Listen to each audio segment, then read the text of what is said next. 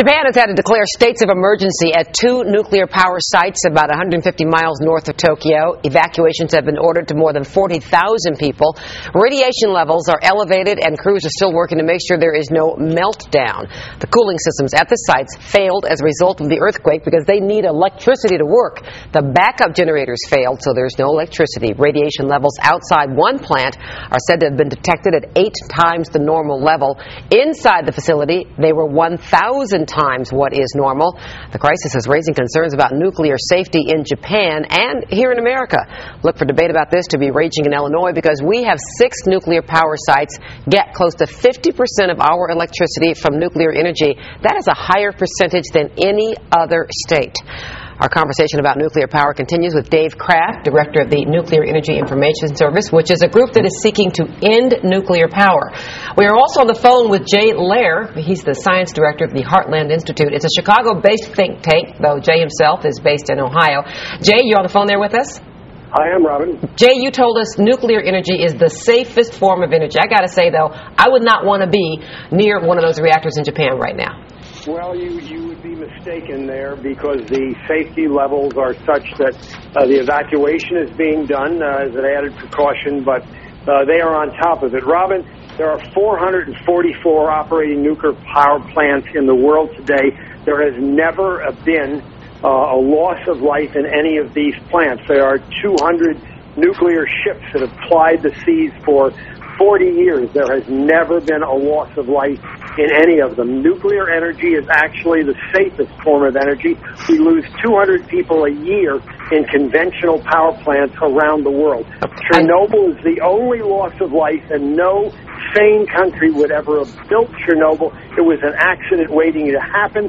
49 lives were lost, mostly by firemen that went in to fight the fire. Yeah, we understand that you said Chernobyl would never be built in the free world, and we presume that technology just gets better and better. So I have to wonder. Your group, Dave, says that there should be no nuclear energy. That's right, Robin. And actually, there are a number of statements you heard now which were pretty much boilerplate from the nuclear industry. The most egregious being the so-called death toll at Chernobyl. You're saying that there have been other deaths based on nuclear energy? Even the Ukrainian government admits it's in the tens of thousands. So what we're talking about are the actual immediate deaths that you're talking about there. Make a statement like that. The United Nations studied this for 12 years, and they put out a 1,200-page report that showed that the loss of life was minimal.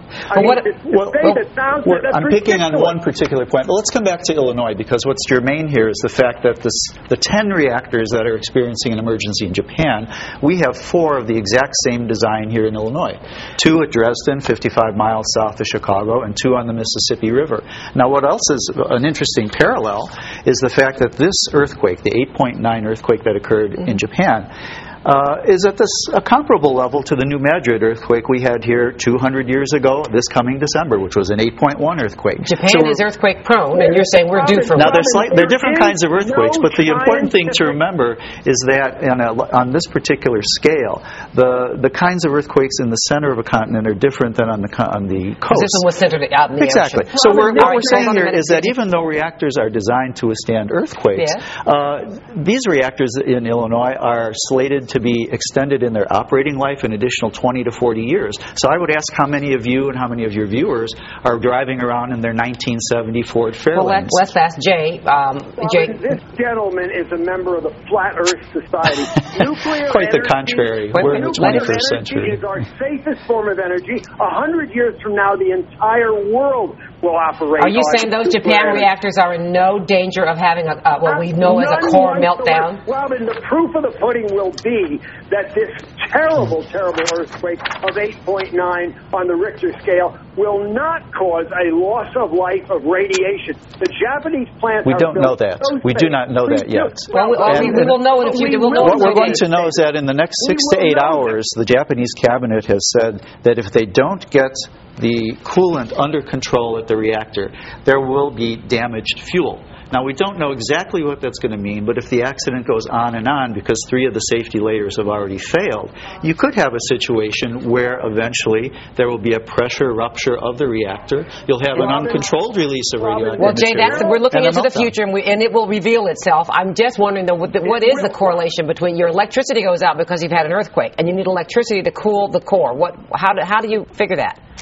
All of this is built into their safety mechanisms. What the Japanese are doing now is everything that they have rehearsed to do under a terrible situation that we have. And the proof of the pudding, Robin, will be as the months and weeks and months go by, we will see that their nuclear power plants held up to one of the worst disasters, natural disasters ever, and there will not be a significant loss of life, perhaps no loss of life from radiation as a result of this disaster. Well, since we had you at the disadvantage of being on the telephone, we're going to give you the last word there. We do appreciate you joining us, Jay Lehr, with the science director of the Heartland Institute, which is in favor of nuclear power, and we do appreciate you joining us, Dave Kraft, who, of course, believes there should be no nuclear power. And in the next few days, we'll be watching this like a real-life drama as it plays out, and hopefully with a good ending.